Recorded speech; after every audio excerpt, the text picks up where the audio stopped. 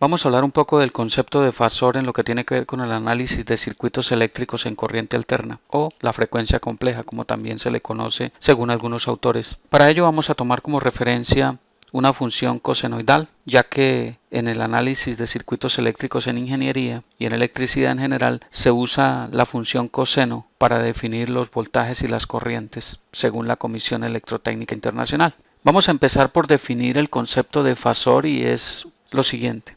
Un fasor es un número complejo que lleva consigo asociado una magnitud y un ángulo de fase. En ese sentido, el concepto es muy parecido al concepto de vector, pero no lo debemos confundir, puesto que el fasor es una magnitud y un ángulo de desfasaje. Para entender mejor el concepto, vamos a tomar como ejemplo una función de voltaje cosenoidal. Entonces, esta función, que es la que vamos a analizar en color rojo, está dada por B sub m, un voltaje máximo, coseno de Wt más phi, donde phi es el ángulo de desfasaje con respecto a la función original coseno. Recordemos que la función trigonométrica coseno como tal se define como un valor de amplitud, que en este caso es B sub m, coseno de Wt. Entonces, el fasor como tal lo podríamos definir como una magnitud B sub m con un ángulo de desfasaje. Ahora la pregunta es cómo expreso yo esa función cosenoidal, que obviamente tiene una magnitud B sub m y un ángulo de desfasaje phi, cómo lo expreso en forma fasorial. Entonces vamos a decir que ese voltaje B, que lo vamos a llamar como B mayúscula en negrilla, va a ser igual a un voltaje máximo B sub m a un ángulo phi de desfasaje. ¿De dónde concluimos eso? Vamos a ver el análisis matemático sencillo para llegar a esa conclusión. En ese orden de ideas, entonces el fasor B en negrilla va a ser de la siguiente forma.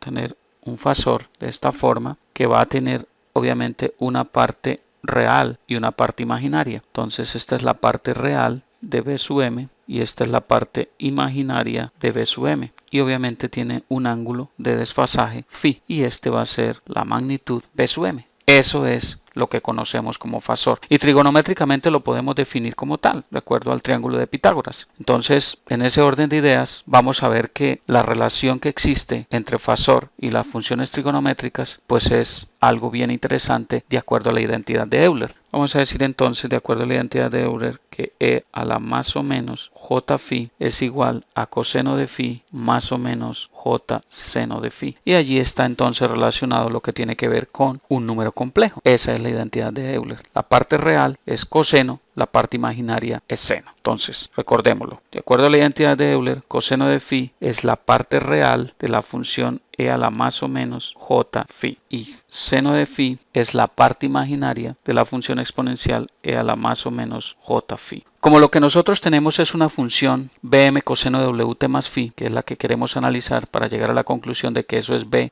sub m a un ángulo phi, para hacer un tratamiento más sencillo en el análisis de circuitos eléctricos cuando tenemos funciones en corriente alterna, que son senoidales o cosenoidales en este caso, pues vamos a decir que B va a ser igual a Bm coseno de Wt más phi. Vamos a tomar más phi. ¿Por qué? Porque si nosotros notamos el gráfico, la función está atrasada, entonces tenemos que sumar un ángulo phi de desfasaje para que tengamos como referencia la función original cosenoidal. Muy bien. Entonces, de acuerdo a la identidad de Euler que tenemos que B la podemos expresar como Bm por la parte real de E a la J Wt más phi. Si lo notan, coseno de phi es la parte real de E a la más o menos J phi. Entonces, en este caso, coseno de Wt más phi es E a la J Wt más phi. Luego, todo eso lo podemos expresar de la siguiente forma. Podemos meter el B sub m dentro, por ser la parte real, no me va a alterar el producto. Y vamos a decir que la parte real de Bm por E a la J Wt más phi, eso me va a quedar igual a ¿qué? Me va a quedar igual a lo siguiente. Esto lo puedo expresar también como la parte real de B sub m E a la J Wt por E a la J phi.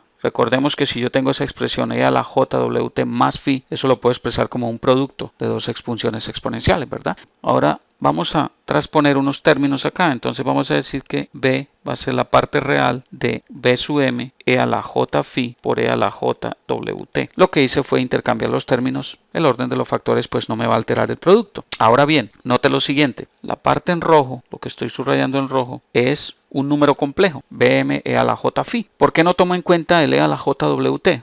Porque se sobreentiende que Wt es la frecuencia a la cual estoy trabajando mi sistema. Entonces esa frecuencia es constante, no va a cambiar. Luego la respuesta que yo obtenga en el circuito cuando haga el análisis pues se sobreentiende que va a estar en función de la misma frecuencia. No me va a alterar el análisis matemático que estoy haciendo en este momento. Luego puedo decir que esta función b m coseno wt más phi la puedo expresar como un fasor de la forma b en negrilla. Recuerde, un fasor siempre se escribe como negrilla, igual a b sub m por e a la j phi. Y esto no es más que la forma fasorial. Este b no es más que la forma fasorial, para expresarlo de alguna forma similar, de b sub m coseno de wt más phi. ¿Ok? Esa es la forma fasorial de b m coseno wt más phi. Es otra forma de escribirlo. Luego b va a ser igual a bm coseno de phi más j bm seno de phi. El fasor b lo puedo expresar como bm, voltaje máximo, a un ángulo determinado phi. Entonces note que yo tengo dos cosas interesantes acá. Tengo la forma de expresar un fasor, lo tengo como coordenadas rectangulares, parte real, parte imaginaria, bm coseno de phi más j bm seno de phi. Eso es un número complejo. Y la parte final, bm a un ángulo phi, es en forma polar. Entonces aquí es donde entra a jugar la parte de conversión de coordenadas rectangulares a polares y viceversa. Entonces note que es muy fácil en análisis para los números complejos. ¿Por qué hacemos uso en el análisis de circuitos eléctricos de este artificio matemático? Sencillamente porque es mucho más fácil trabajar, como lo vamos a ver a medida que hagamos ejemplos y ejercicios de temas relacionados con el análisis de la respuesta en frecuencia o el análisis con funciones de excitación cosenoidales o en corriente alterna. Vamos a ver que es mucho más fácil trabajar con fasores que trabajar con funciones en el dominio del tiempo, porque se hace mucho más dispendioso y el trabajo y la labor matemática va a ser mucho más dispendiosa y hay más posibilidades de cometer errores que si usamos el concepto de fasor. Eso es básicamente. Entonces, asimismo podemos ver acá que nos va a quedar mucho más fácil sumar dos fasores o multiplicar dos fasores o dividir dos fasores que sumar